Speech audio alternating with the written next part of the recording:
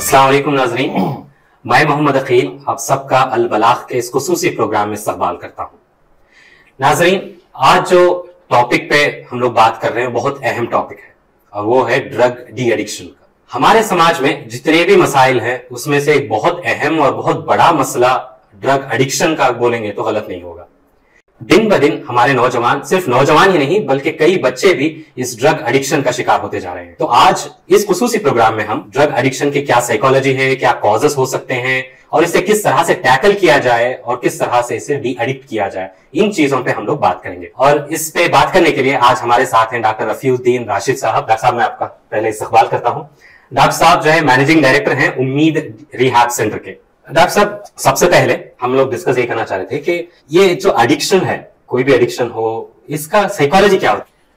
हम अगर एडिक्शन से ज्यादा ड्रग एब्यूज पे फोकस करेंगे तो सही रहेगा, क्योंकि एडिक्शन अच्छी भी हो सकती है, खराब भी हो सकती है। तो अच्छी लत है, अच्छी लत है और बुरी लत है। तो आज हम सिर्फ ऐसी गंदगियां हैं जिसको हम नशावर चीजें बोलते हैं, मंशियात, उर्दू में जो लफ्ज है मंशियात यानी ड्रग्स, इसके इस्तेमाल का इसका जो इस्तेमाल दिन ब दिन हमारी सोसाइटी में बढ़ रहा है, चाहे वो सुपर रिच लोग हों, बहुत जो है मालदार लोग हों, या हमारे स्लम में। आप स्लम में आकर देखिए, 6th स्टैंडर्ड 7th स्टैंडर्ड के बच्चे भी जो है गांजा पीते हुए आपको दिखाई देंगे। खासकर ये जो लत है गांजा पीने की और सूंघने की, एक है वो उसको बोलते हैं सोल्यूशन एब्यूज, वो inhalant abuse, that is the word we use. ये बहुत बढ़ गया, खासकर जब लॉकडाउन हुआ, स्कूल बंद हो गए, वो जब मसरूफ रहा करते थे। ये बीमारी नहीं है। ये जो भी मसाइल हैं उसका हल क्या है? तो अल्लामा इकबाल का शेर है, वही देरी ना बीमारी वही ना महकमी दिल की। पुरानी बीमारी है ये, इलाज इसका वही आबे निशात अंगेज है साखी। निशात अंगेज यानी कुरान।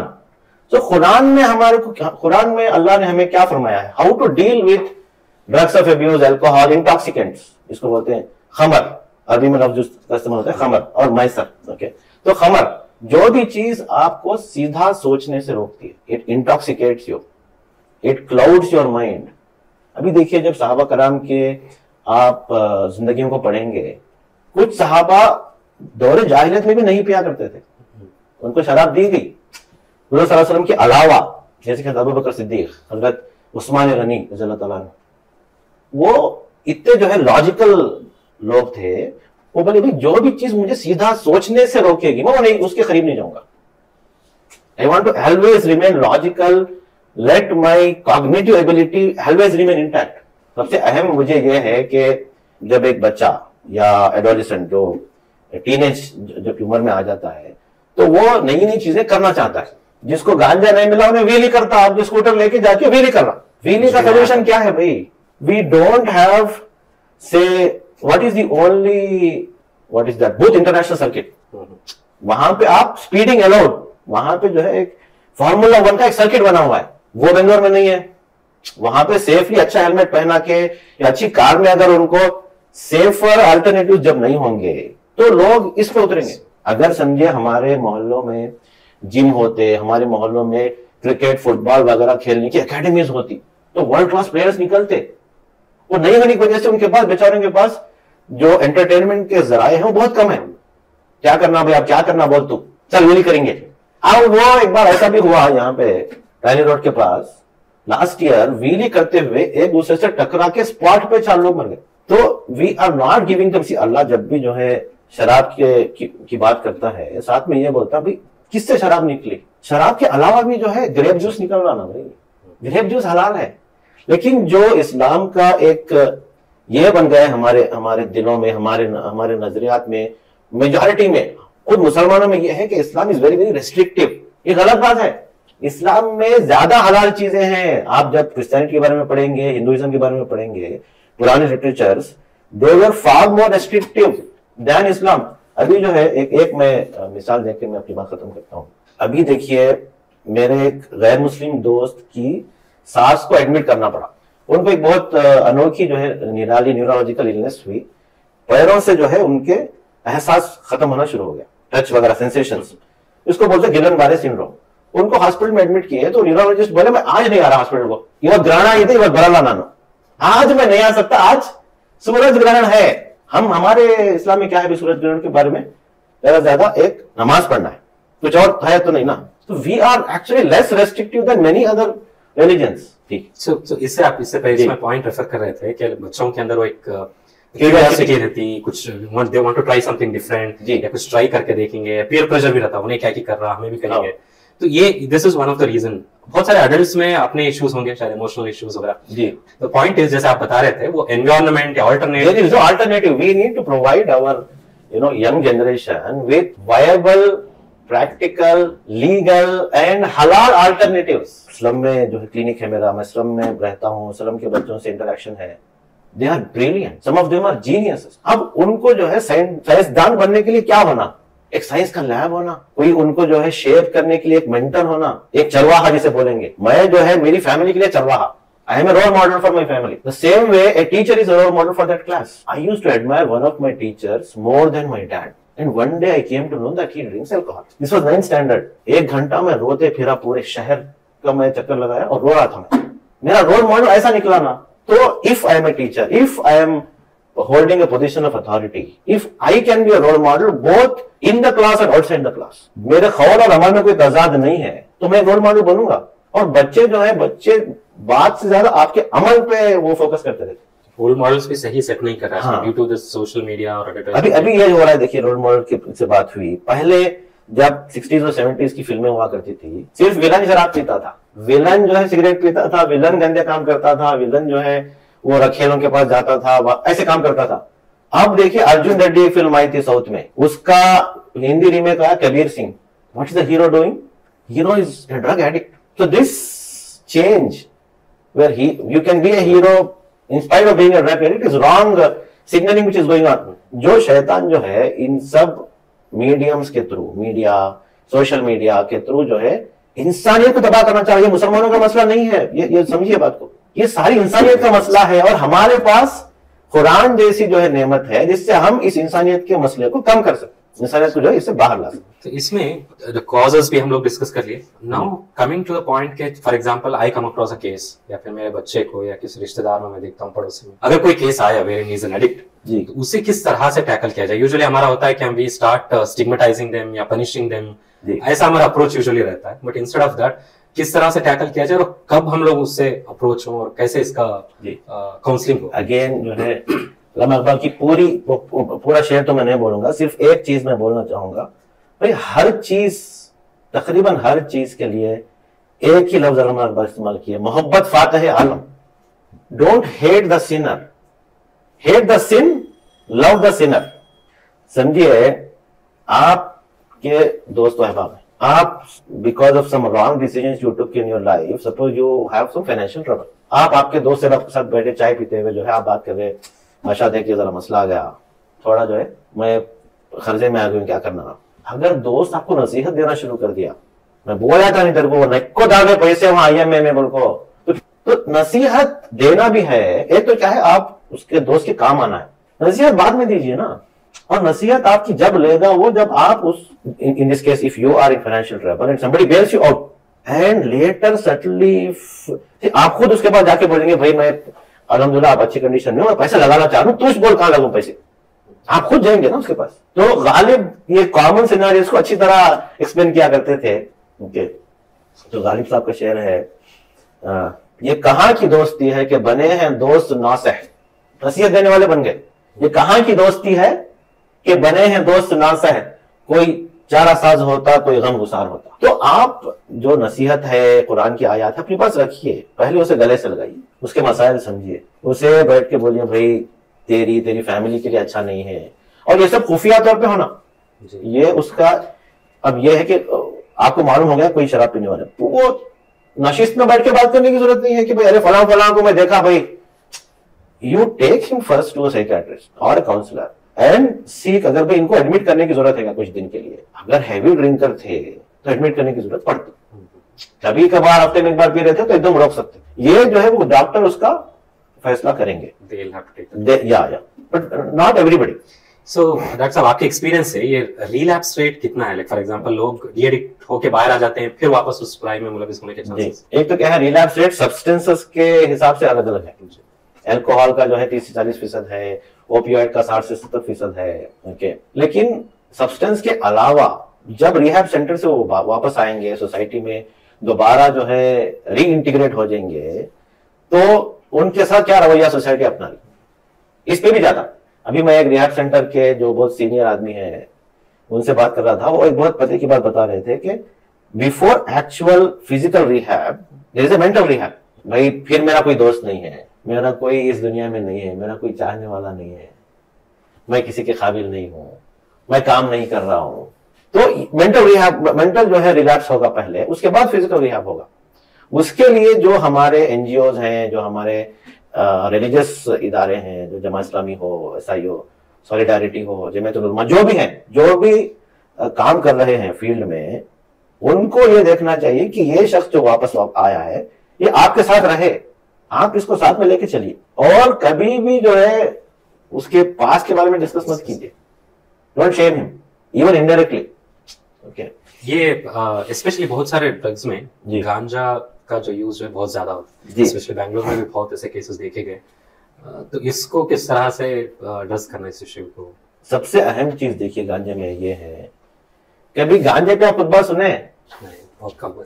भाई पढ़े लिखा, मेरा एक करीबी दोस्त बहुत बड़े मल्टीनेशनल कंपनी में काम कर रहा, एक दिन मुझे मिला, मैं और वो शवरमा खा रहे थे, वो बोला yesterday I took weed in the form of भंग। भंग जो है वीड से, खासकर जो होली में जो बहुत पी जाती, एंड आई फेल्ट फनी, भाई वो हराम है ना।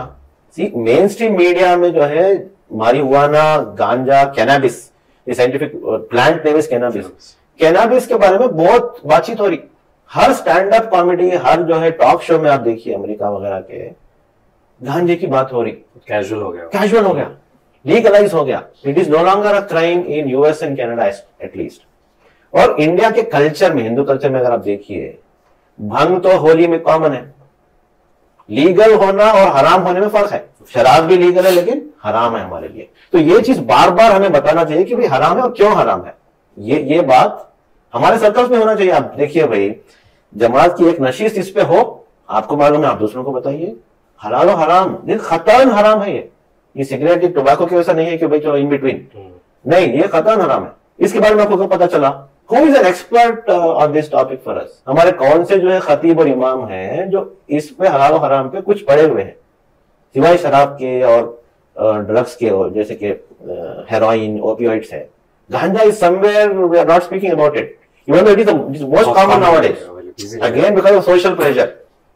तो बात ज्यादा होनी चाहिए इसके लिए, और खासकर खुली खुली ये बात हो कि भाई एक तो क्या है, ये हराम है, दूसरा इसके जो लॉन्ग टर्म इफेक्ट्स हैं, psychiatric illnesses can get unmasked. I'm using this word, please highlight it, UNMASKED, कि भाई बच्चे या वो लड़का या लड़की में एक बीमारी की प्रोपेंसिटी थी, एक रिस्क फैक्टर्स थे, ये गांजा पीते ही वो उभर के वापस आ गए, उभर के आ गए, पागलपन का दौरा पड़ने लगा। तो sometimes even if you take one smoke of ganja, it can have lifelong effects on your brain. So you're good for life.